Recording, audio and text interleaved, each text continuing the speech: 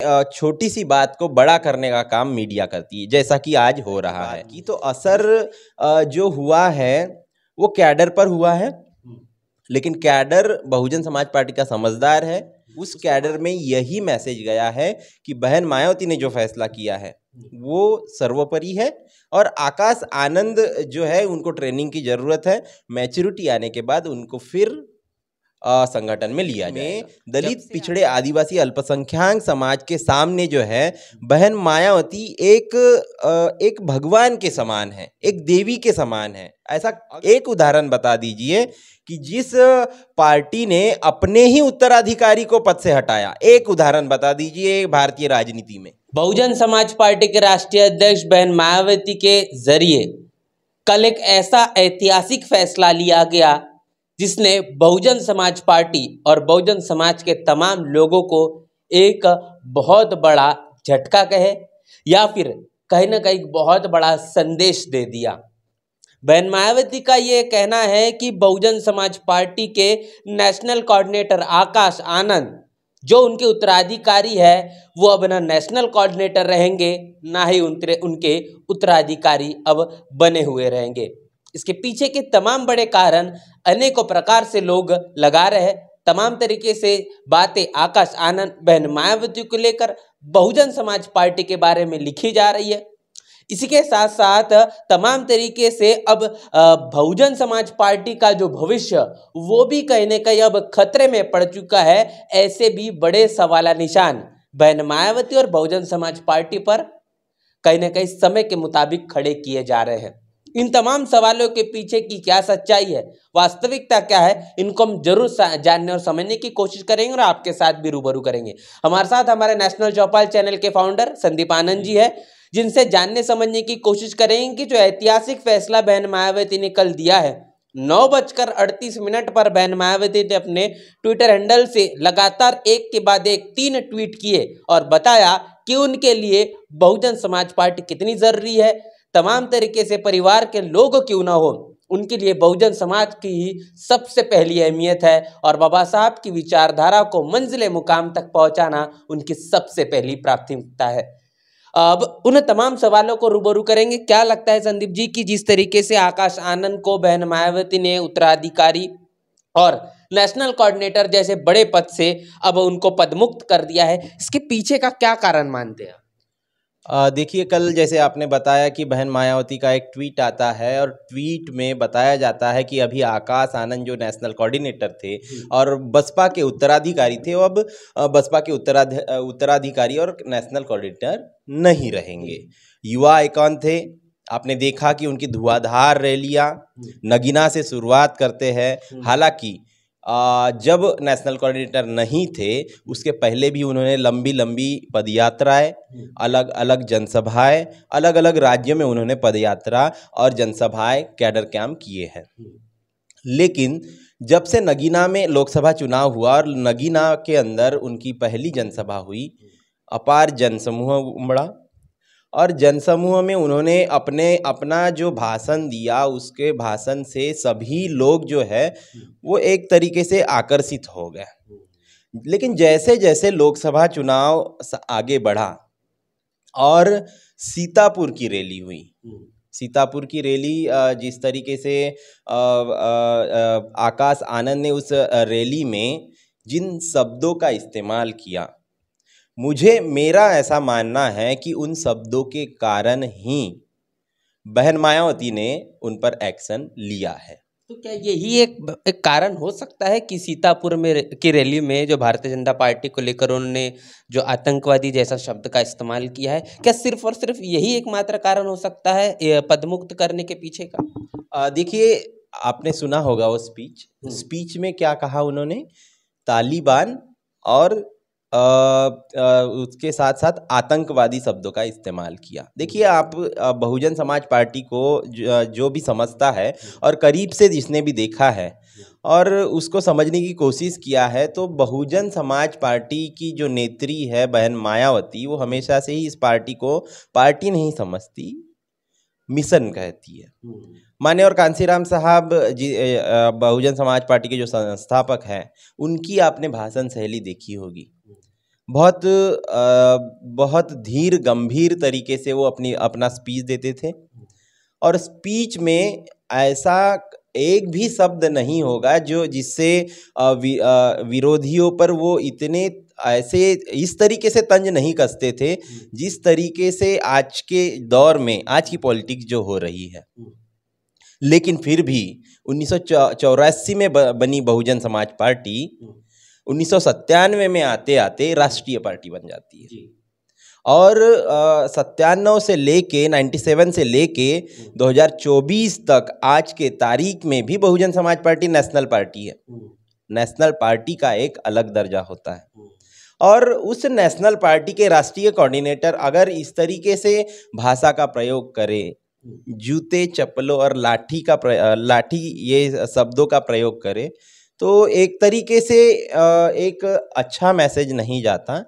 और शायद इसलिए और भी बहुत सारे कारण रहे होंगे, लेकिन जो हमको दिखाई दे रहा है उस बात को हम बता रहे हैं कि इस शब्दों के कारण। और बहन जी का देखिए, आप बहन जी जब स्क्रिप्टेड बोलती है तो आप उनकी भी भाषण शैली देख सकते कि वो कभी भी विरोधियों पर ऐसा तीखा वार नहीं करती जिस तरीके से आकाश आनंद ने सीतापुर रैली या फिर उसके पहले वाली जो रैली थी उसमें किया। जी बिल्कुल। तो हम लगातार आकाश आनंद की तमाम रैली और जनसभाओं को लेकर चर्चा भी कर रहे हैं, उसका जिक्र संदीप जी ने भी किया है।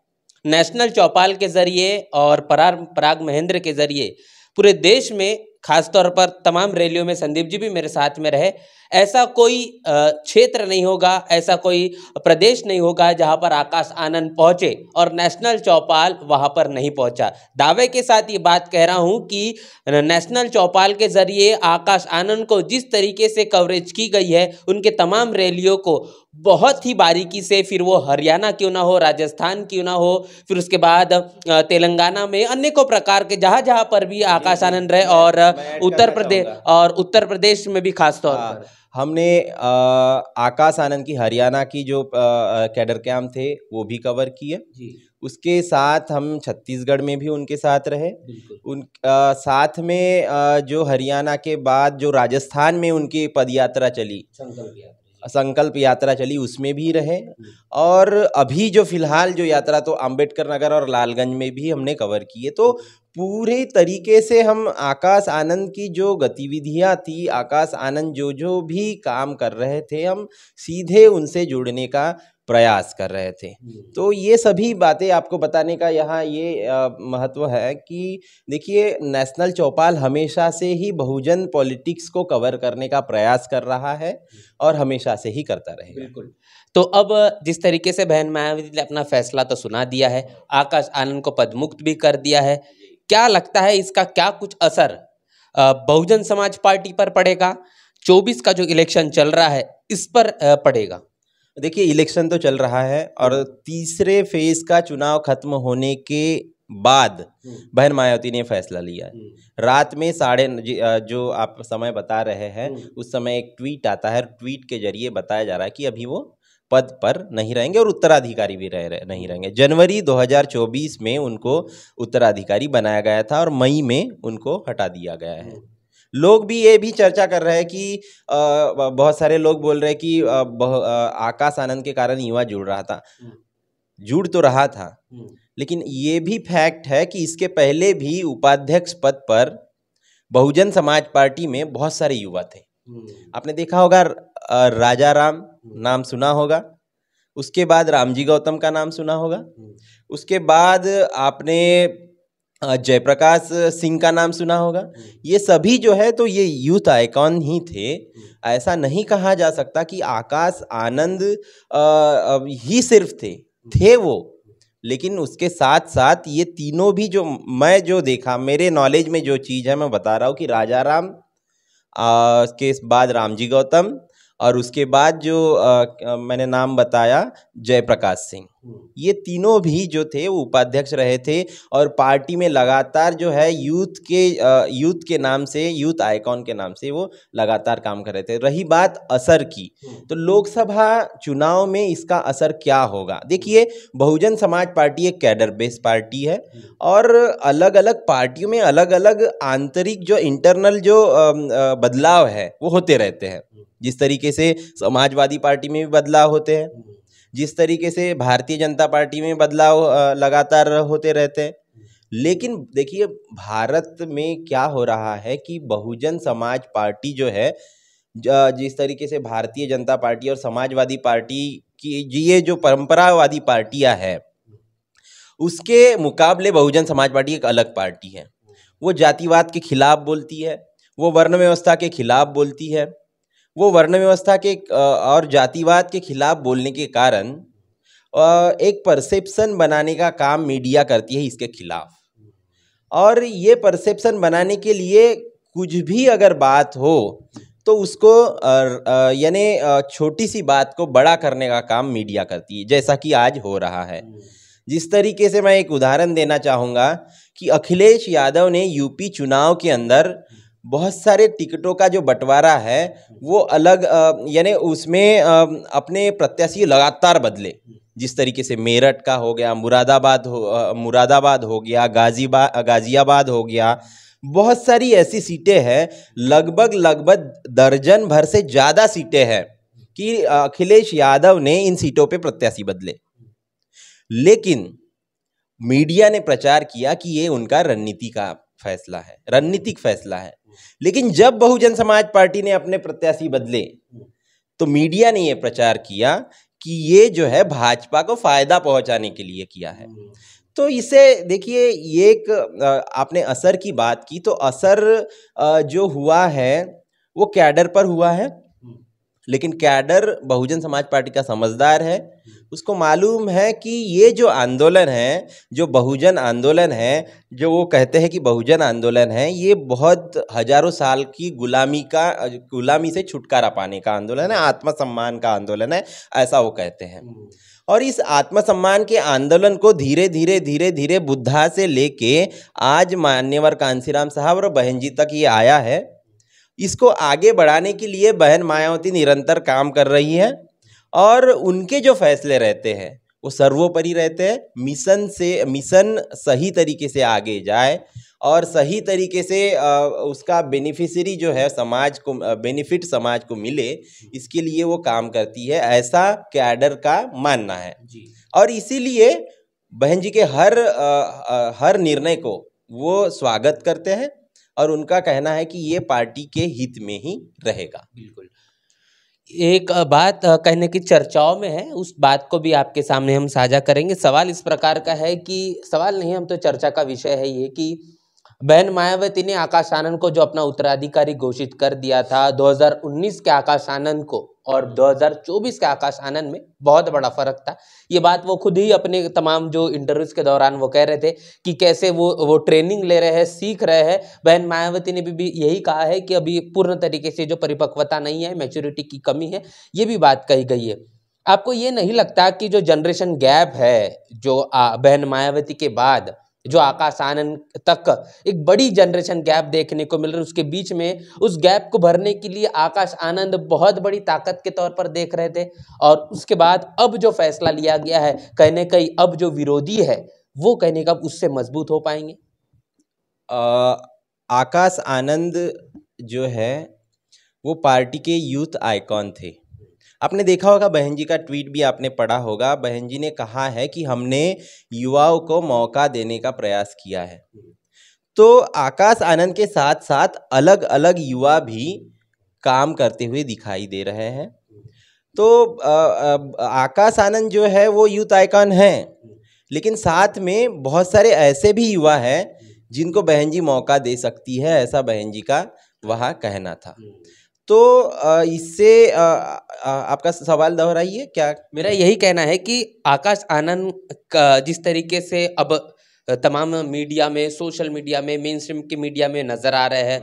बहन मायावती के बाद आकाश आनंद को ही कहने के देखा जा रहा है, क्योंकि एक बहुत बड़ी उसके बीच में जनरेशन गैप है और जो नजरिया है वो मीडिया का या फिर आम लोगों का जो फील कर नहीं पा रहे थे वो। मैं रोकना चाहूंगा आपको कि जनरेशन गैप नहीं है, ये जो है परसेप्शन है। बहुजन समाज पार्टी एक कैडर बेस्ड पार्टी है और लगातार वो पूरे देश के अंदर काम करती है। लगातार यूथ जो है, बहुत सारा यूथ जो है अलग अलग क्षेत्रों में अलग अलग स्तर पर काम करते हुए दिखाई दे रहा है। भले ही वो मेन स्ट्रीम की मीडिया में नहीं है, मेन स्ट्रीम की मीडिया जो है उसको नहीं दिखाती, लेकिन ऐसे कई युवा नेता है जो जमीन पर काम कर रहे हैं। तो ये जो जनरेशन गैप वाला जो मामला है, वो जो सो कॉल्ड जो लिबरल पत्रकार है वो कहीं ना कहीं इसका परसेप्शन बनाने की बात कर रहे हैं। देखिए, आकाश आनंद को जैसे ही बहन मायावती ने उत्तराधिकारी बनाया, इनको आकाश आनंद बच्चा दिख रहा था और आज जब बहन जी ने उनको हटा दिया अपने उत्तराधिकारी पद से, तो वही आकाश आनंद उनको चच्चा दिखाई दे रहा है। तो ये जो है, ये जो पत्रकार है, देखिए मैं हमेशा बात कर रहा हूँ कि इस देश का जो मीडिया है वो जातिवादी मीडिया है और वो जातिवादी मीडिया जो है कभी भी ये नहीं चाहेगा कि इस देश के अंदर बहुजन समाज पार्टी जो है वो सवर्ण जो पार्टियां हैं, जो SC ST OBC की जो पार्टी, जो बहुजन समाज पार्टी कहलाती है, वो सवर्ण पार्टियों के ऊपर जाए। और इसलिए वो अलग अलग सिस्टम और अलग अलग ये फंडे अपनाती है और बहुजन समाज पार्टी को काउंटर करने का काम करती है। आकाश आनंद की लगातार जो धुआंधार रैलियां चल रही थी, उनकी जनसभाओं में जो युवा, जो लोग आ रहे थे, उनके तमाम आंखों में आकाश आनंद को लेकर एक नई उम्मीद दिख रही थी। वो जो बहन मायावती के बाद का जो भविष्य बहुजन समाज पार्टी का, वो आकाश आनंद में कहने के खोज रहे थे। अब उत्तराधिकारी से पदमुक्त होने के बाद कहने के वो उनमें एक निराशा जाग चुकी है, निराशा दिखाई दे रही है। क्या ऐसा नहीं लगता? देखिए, निराशा की अगर बात कहे तो कैडर में निराशा नहीं है। जो बहुजन समाज पार्टी की विचारधारा को समझता है वो इस बात को भली भांति समझ रहा है कि ये जो मूवमेंट है ये लगातार जो दलित समाज, आदिवासी समाज और पिछड़े समाज की जो अस्मिता है, मान सम्मान है, इसके लिए काम कर रहा है। और इस देश के अंदर जो मनुवादी व्यवस्था है उसको डिनाय करते हुए एक अपनी व्यवस्था, एक अपना लोकतंत्र में एक अपनी भागीदारी निर्माण करने का काम बहुजन समाज पार्टी कर रही है। और उसके कारण बहन मायावती, कांसीराम साहब ने इस मूवमेंट को खड़ा किया, बहुजन पॉलिटिक्स को, और उसके बाद बहन मायावती ने इसको आगे बढ़ाने का काम किया। आज के तारीख में दलित, पिछड़े, आदिवासी, अल्पसंख्यक समाज के सामने जो है बहन मायावती एक भगवान के समान है, एक देवी के समान है। अगर वो कोई भी फैसला लेती है, अगर मान लीजिए कि आकाश आनंद को उन्होंने उत्तराधिकारी नहीं बनाया और ABC व्यक्ति को उत्तराधिकारी बनाया होता, तो ये जो बहुजन समाज है ये उसी फोर्स से, उसी ताकत से उस ABC व्यक्ति के पीछे लग जाता। यही कैडर है, यही कैडर हमेशा से ही बहुजन समाज पार्टी अपने लोगों को बताती है कि बहुजन समाज का जो नेतृत्व है वो जो फैसला करेगा वो हित में ही रहेगा और वो सर्वोपरि रहेगा।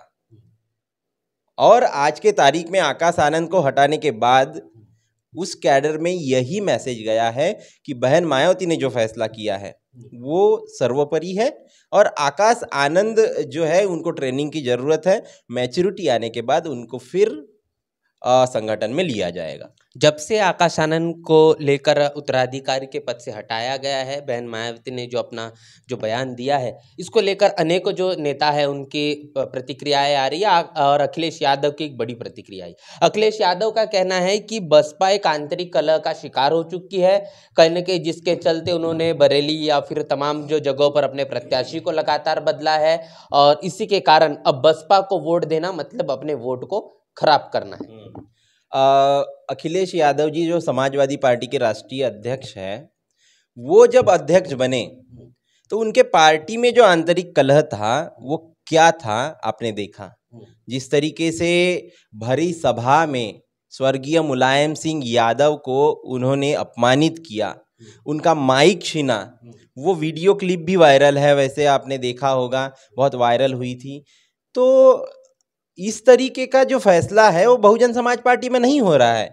बहुजन समाज पार्टी एकमात्र ऐसी पार्टी है जिसने अपने उत्तराधिकारी को पद से हटाया है। ऐसा एक उदाहरण बता दीजिए कि जिस पार्टी ने अपने ही उत्तराधिकारी को पद से हटाया, एक उदाहरण बता दीजिए भारतीय राजनीति में। बहुजन समाज पार्टी ही एक ऐसी पार्टी है जिसमें उत्तराधिकारी पद से किसी को हटाया है। तो ये तो ऐतिहासिक फैसला हो गया भाई। और अखिलेश यादव जी, और उन्होंने जिस तरीके से अपने पार्टी में छीना झपटी की है, मुलायम सिंह का जो बयान आया था पिछले बार कि इन्होंने मुझे धोखा दिया, फिर शिवपाल यादव इन्होंने अपनी अलग पार्टी बना दी, है ना, और फिर आंतरिक कलह कितना हुआ, तो ये तो सभी के सामने है कि समाजवादी पार्टी क्या है, किस तरीके से वो काम करती है, जिस तरीके से उन्होंने टिकट का बंटवारा किया है, जिस तरीके से उन्होंने टिकटों का बंटवारा किया है, उसको मीडिया जो है वो स्ट्रेटजी यानी कॉल कर रही है, यानी स्ट्रेटजी कह रही है। और बहुजन समाज पार्टी के टिकटों का बंटवारा और टिकटें बदली तो उसको वो भाजपा की बी टीम कह रही है।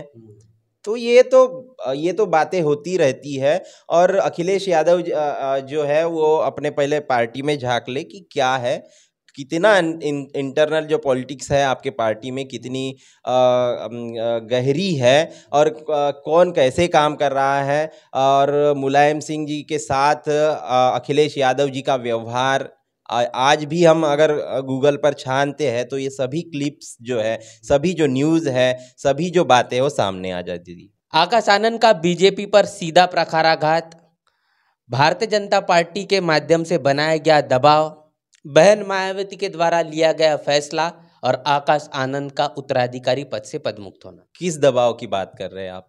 भाजपा के किस दबाव की बात कर रही है आप? थोड़ा सा उसको स्पेसिफाई करिए कि कौन से दबाव। आरोप लग रहा है बीजेपी पर, आरोप लग रहा है बीएसपी पर लगातार कि कहीं न कहीं बहुजन समाज पार्टी पर, बहन मायावती पर दबाव बनाया गया, क्योंकि आकाश आनंद के जरिए तमाम बातें बीजेपी को लेकर कही गई, और उसके बाद इस तमाम चीज़ों को ध्यान में रखते बहन मायावती ने फैसला लिया और आकाश आनंद को अपने पद से, उत्तराधिकारी पद से और नेशनल कोऑर्डिनेटर से हटा दिया। देखिए, बहन मायावती का जो हमेशा से ही एक स्वभाव रहा है कि वो अपने फैसले के लिए जानी जाती है।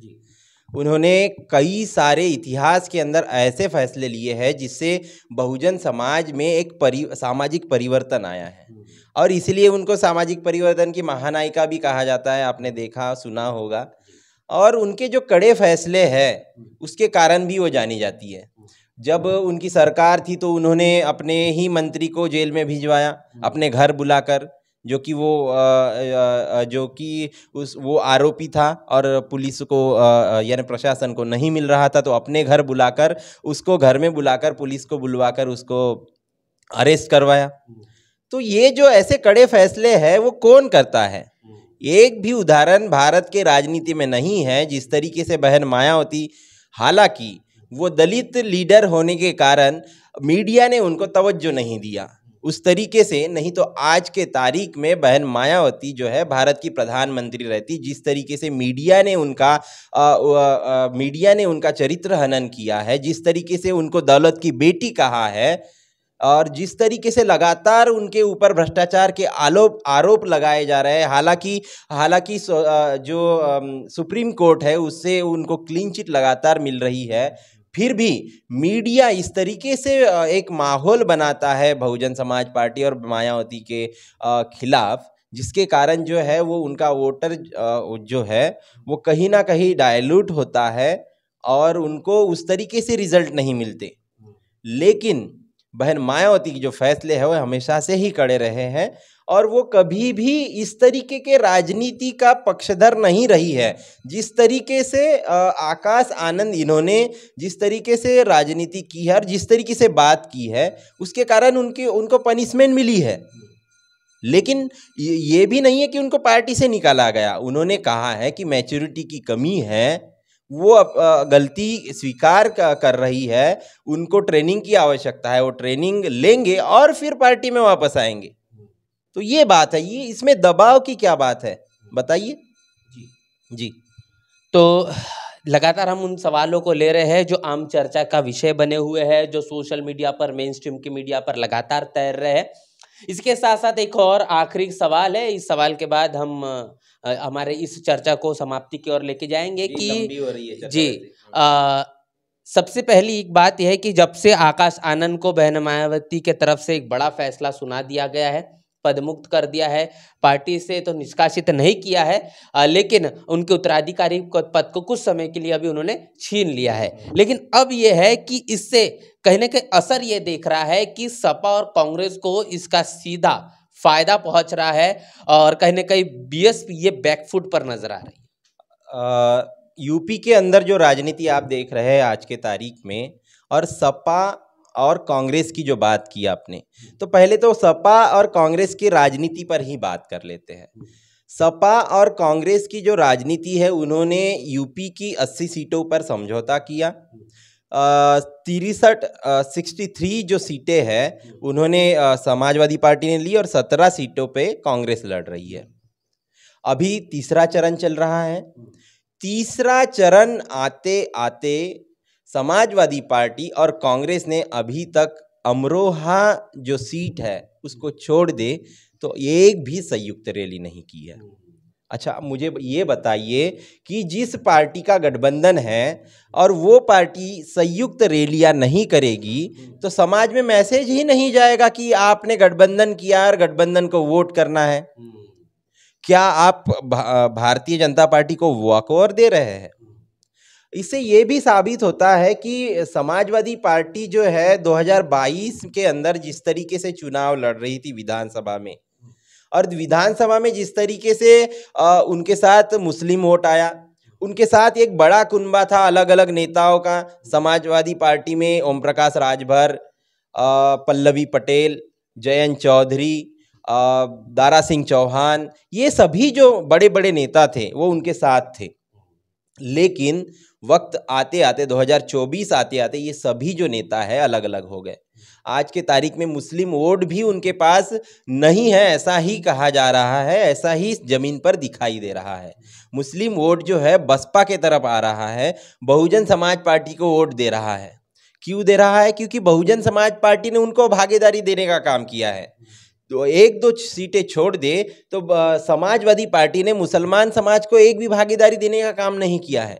राज्यसभा चुनाव में उन्होंने जो मुस्लिम समाज को बिल्कुल भी भागीदारी नहीं दी। इसका बवाल भी बहुत सारा हुआ सोशल मीडिया के अंदर। जमीन पर जो मुसलमान समाज है समाजवादी पार्टी से नाराज हो रहा है। जो मुसलमान समाज है वो ठगा महसूस कर रहा है आज के तारीख में समाजवादी पार्टी से और कांग्रेस से।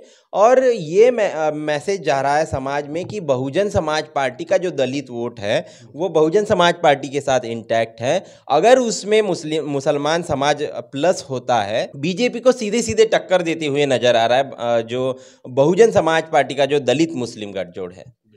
तो ये जो समाजवादी पार्टी और जो कांग्रेस है उसको कहीं भी एज नहीं मिल रहा है, और बहुजन समाज पार्टी का इंटरनल फैसला है, इससे कैसे एज मिलेगा? ये तो कहीं बदलाव, बहुत सारे बदलाव होते जाते हैं। भारतीय राजनीति में अगर साफ सुथरी जो राजनीति कोई आज के तारीख में कर रहा है तो बहन मायावती है। बहन मायावती को लगा कि आकाश आनंद ने जो बयान दिया है तालिबान और आतंकवादी वाला, वो संवैधानिक नहीं है और इसलिए उन्होंने कार्रवाई की है। ऐसा कोई भी भारत के अंदर राजनीतिज्ञ नहीं है जो इस तरीके से विचार रखता हो, और ये इस फैसले का सभी ने स्वागत करना चाहिए। ये फैसला बहुत ही स्वागत योग्य फैसला है और इसका स्वागत करना चाहिए। और इसके कारण किसी को कांग्रेस अगर इस पे राजनीति करती है, समाजवादी पार्टी इस पे राजनीति करती है, तो ये कहीं भी सही नहीं है। जी, बहन मायावती हमेशा से ही अपने फैसले को लेकर जानी जाती है। उनको आयरन लेडी कहा जाता है और जो फैसला उन्होंने लिया है ये ऐतिहासिक फैसला है। और निश्चित रूप से दो बातें संदीप जी के जरिए कही गई है कि ये बहुजन समाज पार्टी के आंतरिक संगठन का हिस्सा है। आकाश आनंद को उत्तराधिकारी बनाना, उत्तराधिकारी से हटा देना और राष्ट्रीय कोऑर्डिनेटर बनाना और उससे हटा देना। इसके साथ साथ समाजवादी पार्टी को लेकर भी एक आपको जानकारी दे दूं कि समाजवादी पार्टी ने भी उत्तर प्रदेश में बीच चुनाव के बीच अपने प्रदेश अध्यक्ष को बदल दिया है। तो अपने अपने पार्टी के अपने अपने तरीके होते हैं संगठन को चलाने के। बसपा का अपना तौर तरीका है, तमाम राजनीतिक पार्टियों के अपने तौर तरीके हैं। जिस तरीके से आज हमने इस पूरे के पूरे सवालों पर और जो जवाब आपके साथ में साझा किए हैं, इसको लेकर आप क्या राय रख रहे हैं, आपकी क्या बातचीत है, आप क्या सोच रहे हैं, लिखकर हमें कमेंट बॉक्स में जरूर बताएं। और बने रहे नेशनल चौपाल के साथ। मिलते हैं नए वीडियो में, तब तक के लिए जय भीम, जय भारत। नेशनल चौपाल लगातार मनुवादी ताकतों के खिलाफ काम कर रहा है और काम करते रहेगा। बहुजन समाज से जुड़े और उसके आंदोलन से जुड़े हर खबरों को आप तक पहुंचाते रहेगा। लेकिन हमारे साधन संसाधन की कमी के कारण हम इस लड़ाई में कमज़ोर हो रहे हैं। आप तमाम साथियों से हम अनुरोध करते हैं कि नेशनल चौपाल को बचाइए, हमें आर्थिक सहयोग करें और हमें मजबूती प्रदान करें। जय भीम, जय भारत।